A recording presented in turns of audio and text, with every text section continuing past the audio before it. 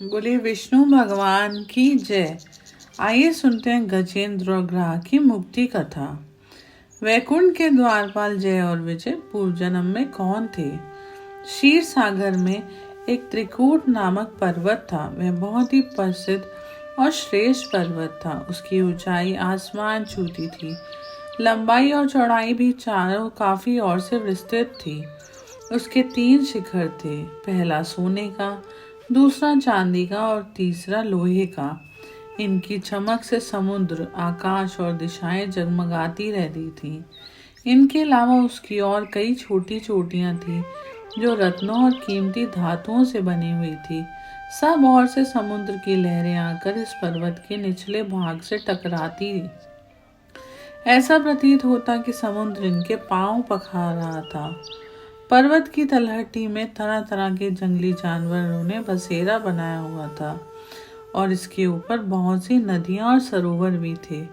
इस पर्वतराज त्रिकूट की तराई में एक तपस्वी महात्मा रहते थे जिनका नाम वरुण था। महात्मा वरुण ने एक अत्यंत सुंदर उद्यान में अपनी कुटी बनाई थी। इस उद्यान का नाम ऋतुमान था। इसमें सब और अत्यंत ही दिव्य वृक्ष शोभा पा रहे थे जो सदा फलों और फूलों से लदे रहते थे। इस उद्यान में एक बड़ा सा सरोवर भी था जिसमें सुनहले कमल भी खिले रहते थे तथा विविध जाति के कुमुद, उत्पल, शतदल, कमल अपनी अनूठी छटा बिखराते थे। हंस, चक्रवाक और सारस आदि पक्षी झुंड के झुंड भरे हुए थे। मछली और कछुओं के खिलवाड़ से कमल के फूल जो हिलते थे उससे उसका पराग झड़कर सरोवर जल को अत्यंत सुगंधित कर देता था। कदम, नरकुल, बेंत, बेन आदि वृक्षों से यह घिरा रहता था। कुंद, कुर्बक, अशोक, सिरस, वन मल्लिका, सोनजूही, नाग, हरसिंहार, मल्लिका, छत्रपत्र, माधवी और मोगरा आदि सुंदर सुंदर पुष्प वृक्षों से प्रत्येक ऋतु में यह महात्मा वरुण का सरोवर शोभायमान रहता था। क्षीर सागर से त्रिकूट पर्वत पर सब कुछ ठीक ठाक चल रहा था। एक बार एक दर्दनाक घटना घट गई। इस पर्वत के घोर जंगल में एक विशाल मत वाला हाथी रहता था। वह कई शक्तिशाली हाथियों का सरदार था। उसके पीछे बड़े बड़े हाथियों के झुंड चलते थे।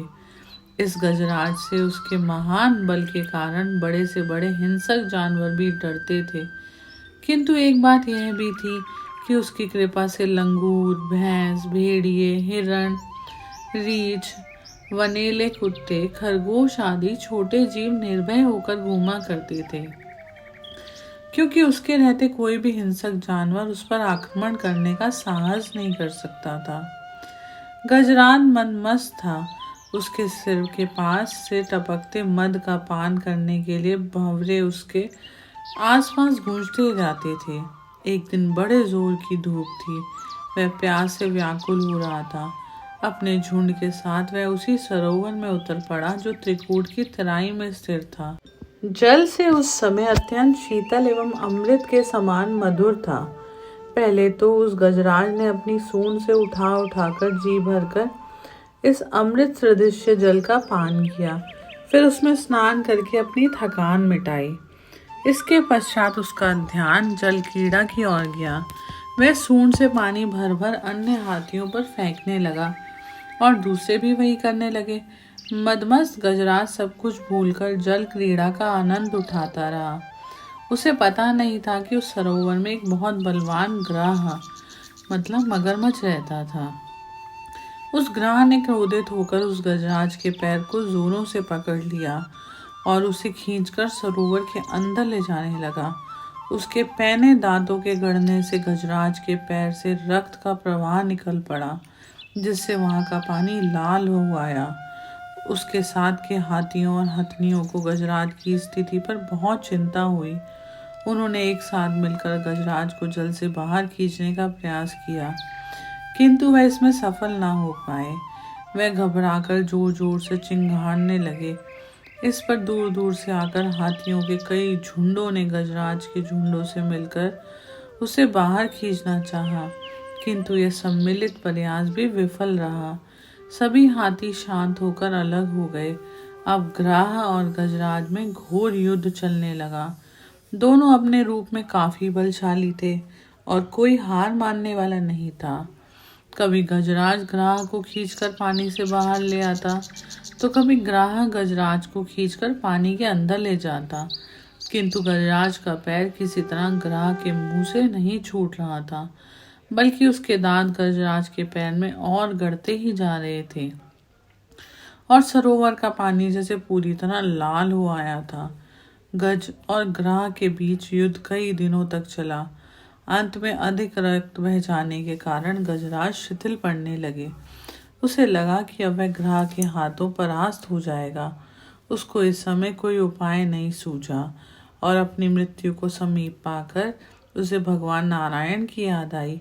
पूर्व जन्म की निरंतर भगवत आराधना के फलस्वरूप उसे भगवत स्मृति हो आई। उसने निश्चय किया, मैं कराल काल के भय से चराचर प्राणियों के शरणय सर्वसमर्थ प्रभु की शरण ग्रहण करता हूँ। इस निश्चय के साथ गजेंद्र मन को एकाग्र कर पूर्व जन्म में सीखे श्रेष्ठ स्त्रोत्र द्वारा गजेंद्र मुक्ति स्तोत्र करने लगे। उसने एक कमल का फूल तोड़ा और उसे आसमान की ओर इस तरह उड़ाया जैसे वह उसे भगवान को अर्पित कर रहा हो। तब तक वह ग्राह द्वारा खींचे जाने से सरोवर के मध्य गहरे जल में चला गया था और उसकी सूंड का मात्र वह भाग ही ऊपर बच गया था जिसमें उसने लाल कमल पुष्प पकड़ रखा था।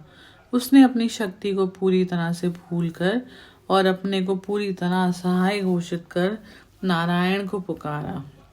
भगवान समझ गए कि इसे अपनी शक्ति का मत दिख रहा है और वह पूरी तरह से मेरी शरणागत है। जब नारायण ने देखा कि मेरे अतिरिक्त यह किसी को अपना रक्षक नहीं मानता, तो नारायण के ना के उच्चारण के साथ ही वह गरुड़ पर सवार होकर चक्र धारण किए हुए सरोवर के किनारे पहुंच गए। उन्होंने देखा कि गजेंद्र डूबने ही वाला है। वह शीघ्रता से गरुड़ से कूद पड़े। इस समय तक बहुत से देवी देवता भी भगवान के आगमन को समझकर वहां उपस्थित हो गए थे। सभी के देखते ही देखते भगवान ने गजराज और गजेंद्र को एक क्षण में सरोवर से खींचकर बाहर निकाला। देवताओं ने आश्चर्य से देखा। उन्होंने सुदर्शन से इस तरह ग्राह का मुंह फाड़ दिया कि गजराज के पैर को कोई क्षति नहीं पहुंची। ग्राह देखते देखते तड़प कर मर गया और गजराज भगवान की कृपा दृष्टि से पहले की तरह स्वस्थ हो गया। ब्रह्मादि देवगण श्री हरि की प्रशंसा करते हुए उनके ऊपर स्वर्गिक सुमनों की वृष्टि करने लगे। सिद्ध और ऋषि महर्षि परब्रह्म भगवान विष्णु का गुणगान करने लगे। ग्राह दिव्य शरीरधारी हो गया। उसने भगवान विष्णु के चरणों में सिर रखकर प्रणाम किया और भगवान विष्णु के गुणों की प्रशंसा करने लगा।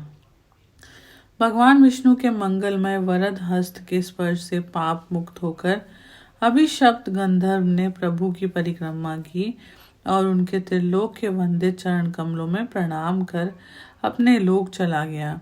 भगवान विष्णु ने गजेंद्र का उद्धार कर उसे अपना पार्षद बना लिया। गंधर्व, सिद्ध और देवगण उनकी लीला का गान करने लगे। गजेंद्र की स्तुति से प्रसन्न होकर भगवान विष्णु ने सबके समक्ष कहा, प्यारे गजेंद्र, जो लोग ब्रह्म मुहूर्त में उठकर तुम्हारी की हुई स्तुति से मेरा स्तवन करेंगे, उन्हें मैं मृत्यु के समय निर्मल बुद्धि का दान करूंगा। यह कहकर भगवान विष्णु ने पार्षद रूप में गजेंद्र को साथ लिया और गरुड़ारूढ़ होकर अपने दिव्य धाम को चले गए। बोले विष्णु भगवान की जय। गजग्राह दोनों ही अगले जन्मों की कहानी इस प्रकार है। गजग्राह को अपनी भक्ति और विष्णु के हाथों मुक्ति के चलते वैकुंठ में स्थान मिला। दोनों इस लोक में द्वारपाल हुए, जिनका नाम जय और विजय हुआ। आगे सुनत कुमारों के श्राप के चलते दोनों हिरण्याक्ष, हिरण्यकश्यपु, रावण कुंभकर्ण और शिशुपाल दंतवर्क हुए थे। ऋषि कपिल का नाम तो सबने सुना ही था, जिनके वंशज ऋषभ देव से जैन धर्म का प्रादुर्भाव हुआ था। वो कपिल मुनि महर्षि कदम के पुत्र थे। कदम ऋषि की पत्नी का नाम देवहूति था। उन्हीं के गर्भ से कपिल मुनि के जन्म हुआ था।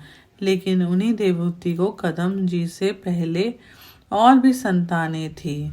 उन्हीं कदम और देवहूति के कपिल मुनि से 2 बड़े पुत्र थे जो वेदज्ञ थे। एक बार एक राजा के यहाँ यज्ञ संपन्न कराए दोनों को जब धन मिला तो उसके लिए विवाद हो गया था। तब दोनों ने एक दूसरे को ग्राह और गज होने का श्राप दे दिया। दोनों विष्णु भक्त थे और दोनों की बात सच भी हुई, लेकिन मौत से पहले उन्होंने तपस्या करके विष्णु जी को प्रसन्न कर लिया और वरदान से मुक्ति मांग ली, और इसीलिए अगले जन्म में उन्हें पूर्व जन्म का स्मरण था और दोनों ने भगवान विष्णु के हाथों मुक्ति पाई। जय श्री विष्णु, जय श्री हरि।